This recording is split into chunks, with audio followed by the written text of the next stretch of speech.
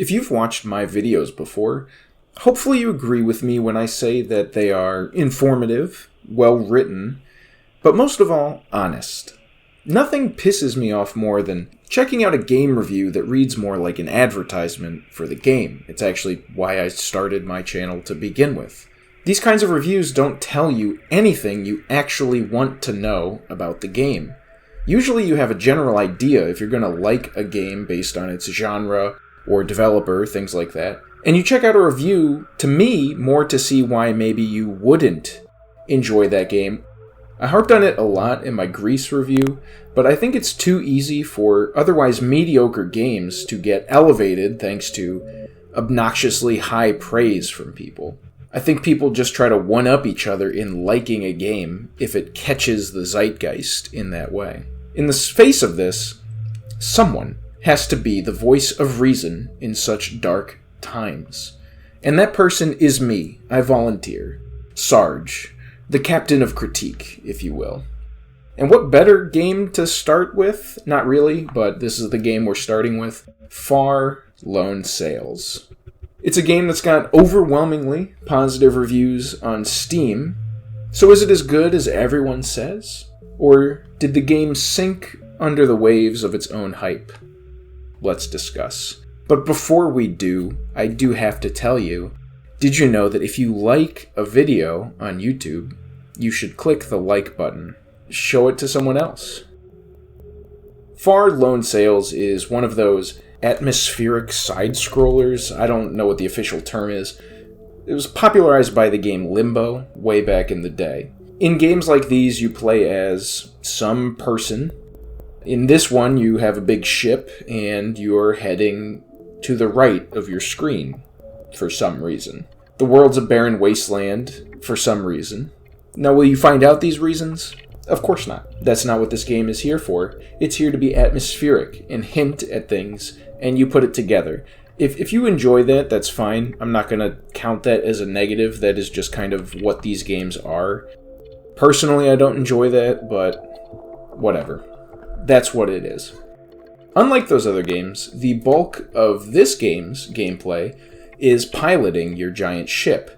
And it's in the first 20 or so minutes of the game where it really is actually quite engaging. The show don't tell approach actually works wondrously well here, as you, the player, are essentially given the ship with no instructions. You're forced to mess around with different things, figuring out what each part does, mostly through trial and error. I actually liked this a lot and was really excited to see how it would be expanded upon as the game went on. But sadly, it really isn't. You do get a couple new doodads for the ship, but their uses are pretty narrow and essentially told to you when you get them. So you don't really have that sense of mystery or figuring things out like you do at the beginning of the game.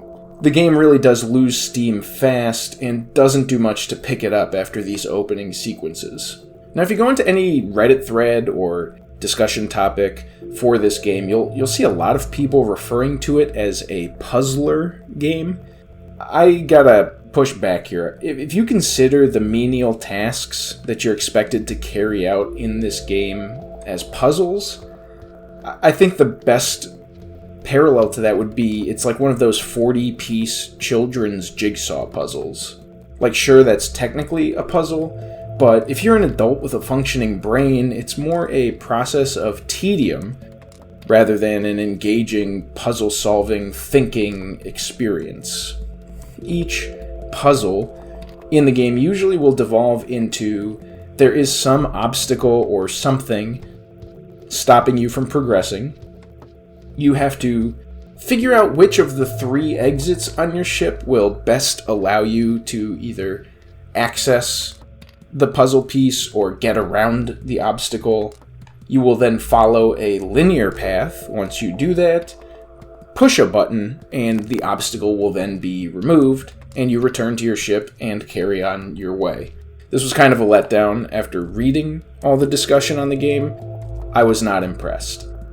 Games such as this really is nothing if its atmosphere is not executed well.